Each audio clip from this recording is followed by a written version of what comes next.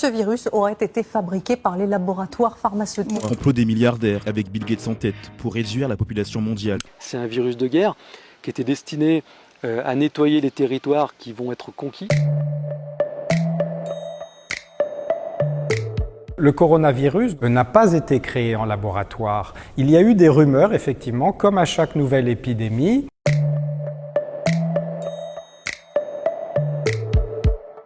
Certaines personnes suspicieuses ou carrément paranoïaques imaginent la pire des théories conspirationnistes, mais là, on sait que ce n'est pas le cas.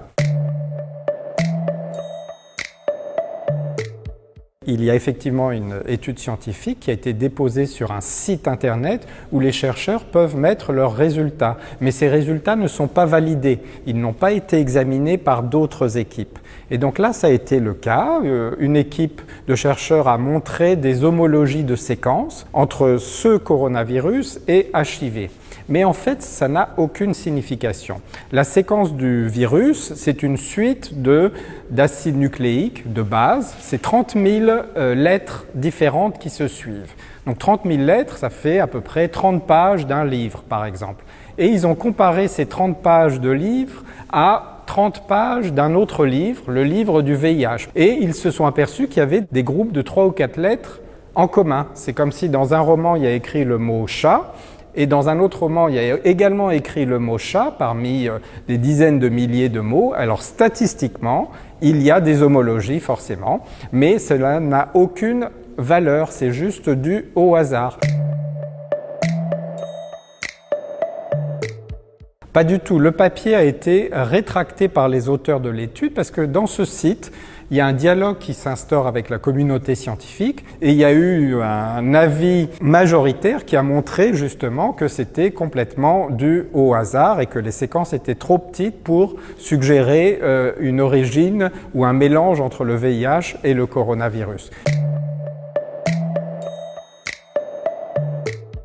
Tout simplement l'analyse de séquences. On sait maintenant analyser de façon très précise en créant ce qu'on appelle des arbres phylogénétiques, c'est-à-dire on peut remonter l'origine d'un virus et on sait par exemple, dans le cas de ce coronavirus, qu'il vient d'un virus qui est présent naturellement chez certains animaux, chez certaines chauves-souris et également, comme vous le savez peut-être, chez le pangolin. Chez ces animaux, on peut trouver le virus identique à 90 ou 98% presque d'homologie. Là, on sait que le virus est passé directement de la chauve-souris ou du pangolin à l'homme.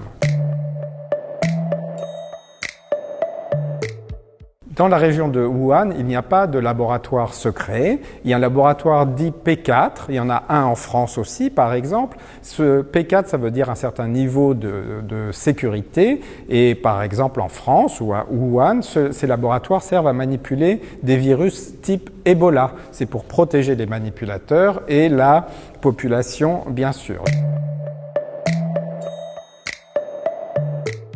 Non, la nature le fait très bien. La nature a mis des centaines, voire des milliers, voire des millions d'années, je pense au rétrovirus endogène par exemple, qui ont été même une forme rudimentaire de vie avant l'apparition de mammifères certainement.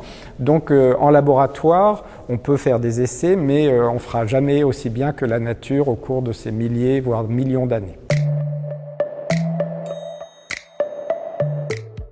Tout à fait. L'analyse de son patrimoine génétique permettrait de comprendre les manipulations s'il y en avait. On pourrait voir un alignement de séquences ou des mots étranges qui ne viennent pas d'un processus naturel.